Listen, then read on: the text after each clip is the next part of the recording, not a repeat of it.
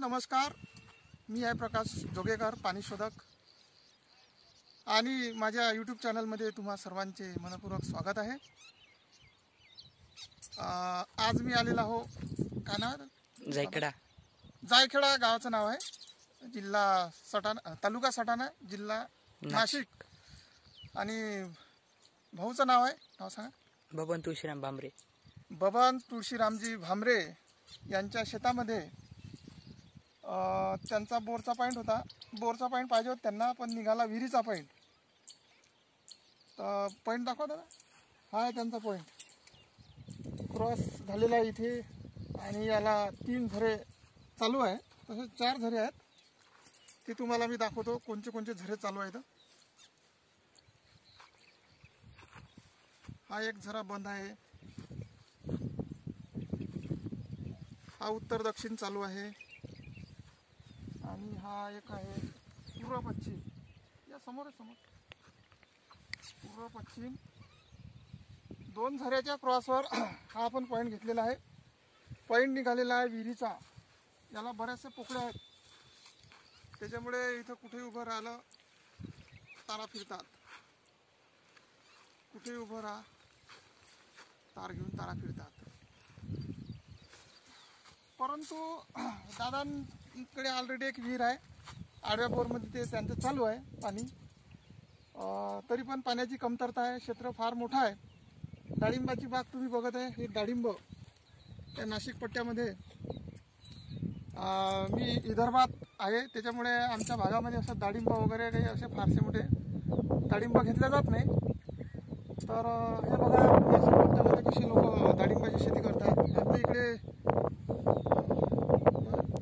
डाळिंब लावलेला नवीनच झाड आहे, प्लॉट तयार केलेला आहे. आणि आपल्या इकडे संतरा, मोसंबी याचे प्लॉट असते. तर या भागाचं वातावरण, जमिनीचा प्रकार, त्यानुसार ते फळबागा या भागामध्ये डाळिंब आहे, द्राक्षाच्या बागा आहेत भरपूर. म्हणजे फळबागा आणि भाजीपाल्याचे पीक या भागामध्ये खूप मोठ्या प्रमाणात घेतले जाते. तर पाण्याची खूप गरज असते, 12ही महिने पाण्याची यांना गरज आहे.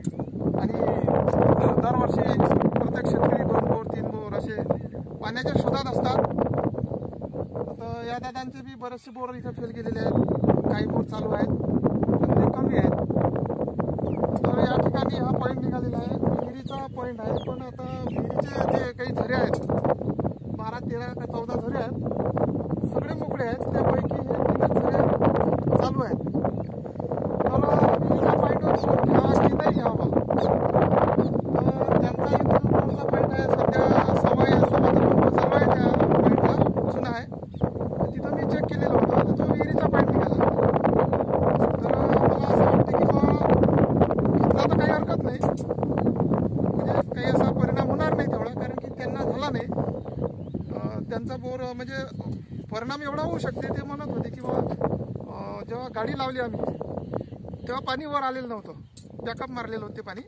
आणि बॅकअप मारण्याचे चान्सेस भरपूर असतात.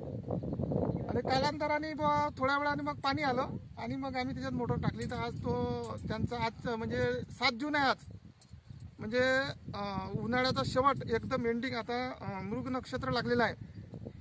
या एंडिंगला पण तो 6वाचा पंप त्यांचा कंटिन्यू चालत आहे. तर थोड्या वेळामध्ये मी तुम्हाला तो जो जुना बोर त्यांचा चालू आहे, जो विहिरीच्या पॉईंटवर घेतलेला आहे, तो कशा प्रकारे आहे, कुठून लाईन कट झालेली आहे, त्याला किती झरे आहेत, ते मी थोड्या वेळात तुम्हाला तिथं घेऊन दाखवतो. चालू झाला. हा आहे तो बोर, जो विहिरीचा पॉईंट होता. आणि विहिरीच्या पॉईंटवर बोर घेण्यात आलेला आहे. तर जवळजवळ 1.25 इंच पाणी याला आजच्या घडीला आहे. तर विहिरीचा पॉईंट कसा होता ते तुम्हाला दाखवतो. किती वर्ष झाले केलेलं आहे? 3-4 वर्ष झाले. 3 ते 4 वर्ष झालेलं आहे. त्यावेळेस माहिती नव्हतं त्यांना विहिरीचा पॉईंट आहे किंवा नाही. पण आज आपण चेक केला, समोर आवाज येत नाही इथल्याला. थोडं समोर राहायचं. हे बघा, कुठे उभं राहिलं तर तारा फिरतात. इथं उभं राहिलं तरी तारा फिरतात. या 10 ते 12, 15 फुटाच्या अंतरामध्ये तारा फिरतात. म्हणजे हा विहिरीचा पॉईंट होता ऑलरेडी, पण त्यांच्या ते लक्षात आलं नाही. म्हणून तिथं त्यांनी बोरचाच पॉईंट घेतला. आणि 450 फूट जेव्हा बोर केलेला होता तेव्हा पाणी वर आलेलं नव्हतं इथं, तरी पण तो चालू आहे आजच्या घडीला. कालांतरानं पाणी ते चालू झालं, बॅकअप मारले असेल झरे. तर कोणते 4ही झरे चालू आहे. 4 झरे हे पहा, हा एक उत्तर दक्षिण आहे. इकडून दाखवूया, उत्तर दक्षिण झरा आहे हा चालू आहे, पण हा कट झालेला आहे. या बाजूला दुसऱ्या बाजूला तो आपल्याला मोकळा दिसेल. हे बघा, हा मोकळा आहे. म्हणजे इथून कट झाल्यामुळे हे पाणी सरळ याच्यात पडलं जाते आतमध्ये, इकडली बाजू मोकळी राहते. त्याच्यामुळे हा लोडेड आहे आता सध्याच्या घडीला. आणि दुसरा आहे पूर्व पश्चिम, हा आहे पूर्व पश्चिम, हा भरलेला आहे. आणि हा पण कट झालेला आहे. या बाजूला तो आपल्याला रिकामा दिसेल. समोर समोर ही याची दुसरी बाजू मोकळी झालेली आहे. म्हणजे इकडून चालू आहे, इथं कट झाल्यामुळे इथे ते पाणी पडलं जाते आणि समोर पाणी सरकत नाही. म्हणजे हा भाग मोकळा झालेला आहे. आणि याच्या मधामध्ये आणखी एक हा झरा जो क्रॉसमध्ये आलेला आहे, ईशान्य नैऋत्य आग्नेय वायव्य, हाही चालू आहे. आणि हा इकडे कट झालेला आहे, हा पण कट झालेला आहे. हे बघ, या बाजूनं मोकळा दाखवतो, एका बाजूनं भरलेला दाखवतो. आणि हा एक आहे, एका बाजूनं भरलेला आहे आणि याच्या दुसऱ्या बाजूनं आपण चेक केला तर मोकळा दिसतो. हे बघा, हे मोकळा आहे. मोकळा याच्यासाठी आहे, हे जे पाणी आहे हे जवळजवळ 1 ते 1.25 इंच इथं सध्या चालू आहे. ते मी थोडक्यात तुम्हाला दाखवतो.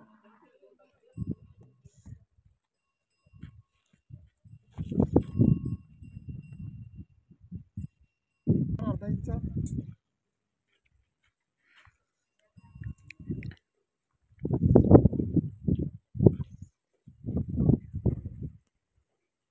हे अर्धा इंच,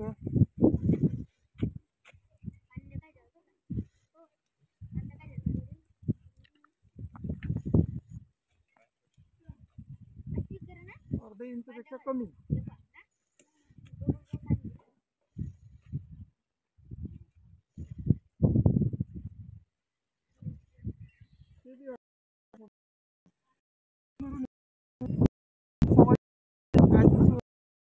चालू आहे सध्या. हा मोकळा का नाही, किंवा हा जो त्याची जी दुसरी बाजू आहे, त्या झऱ्याची दुसरी बाजू मोकळी का हा 450 फूट विहिरीचा पॉईंट असतो. याची खोली, ह्या झऱ्याची खोली काही जास्त आहे. झऱ्याची खोली जवळजवळ 80-90च्या जवळपास हे झरे आहेत. त्याच्यामुळे होते काय, हे जेव्हा पाणी त्या 450 फूट खोलपर्यंत पाणी पडलं जातं आणि ते भरलं जातं. त्याच्यामुळे जर हा भरला 80-90-60 फुटापर्यंत जर भरला तर हे झरे इकडे पण चालू होईल. म्हणजे हे पाणी आलेलं पाणी, या लेवलला आलेलं पाणी इकडे पण भरलं, त्यावेळेस ते आपल्याला भरलेलं दिसेल. पण सध्याच्या घडीला त्या लेवलला ते पाणी नाही आहे. तर अशा प्रकारे हा विहिरीच्या पॉईंटवर सुद्धा आपण घेऊ शकतो. यांना काही अडचण आली नाही. आणि त्यांचा बोर 1.25 इंच आजच्या घडीला, म्हणजे आज 7 जून, म्हणजे उन्हाळ्याचा एंडिंग आहे पूर्ण. या समयाला बरेचसे लईनी झरे मोकळे झालेले आहेत. अशा प्रकारे हा शॉर्टेज भाग आहे, म्हणजे बऱ्यापैकी पाणी नाही आहे, पण शोधलं तर सापडते, असं काही नाही. तर थोडक्यामध्ये या एरियाचं जे चित्र आहे, त्या जो कांदा घेतला जातो, कांद्यासाठी प्रसिद्ध जो भाग आहे हा नाशिकचा उत्तर भाग आहे ना, उत्तर महाराष्ट्रामध्ये भरपूर प्रमाणात कांदा आणि फळबाग घेतला जातो. आणि ते कांद्याचं नियोजन कशा प्रकारे करतात, कांदे कसे ठेवतात, आपल्या भागात जो विदर्भाचा भाग आहे तिकडे थोडंसं माहिती नाही, तर थोडं काय आता आलोच आहोत. तर इकडलं थोडंसं कसं नियोजन करतात बा, कांदा नियोजन ठेवतात, साठवून कसे ठेवतात दाखवणार काय. आणि ही एक जाळी आहे, दोन्ही साईडनं जाई आहे, दाखवा जाई, आणि जाईच्या मधामध्ये हा कांदा साठवला जातो. जोपर्यंत यांना चांगला भाव येत नाही तोपर्यंत हा कांदा विकला जाणार नाही. म्हणजे हा बारिशमध्ये पण यांच्याकडे राहू शकते सुरक्षितमध्ये. हे बरोबर एवढा कठडा केलेला आहे व्यवस्थित. काही कांदा कुसतो गिसतो का असा ठेवल्यानंतर सडतो वगैरे नाही. हे जाई असल्यामुळे हवा पास होते, त्याच्यामुळे कांदा सडण्याचे चान्सेस कमी आहे. आणि इथं आणखी हे वांगा आहे, हे विशेष वांगा आहे, असं इकडं चालू आहे आणि छाटणी पण चालू आहे.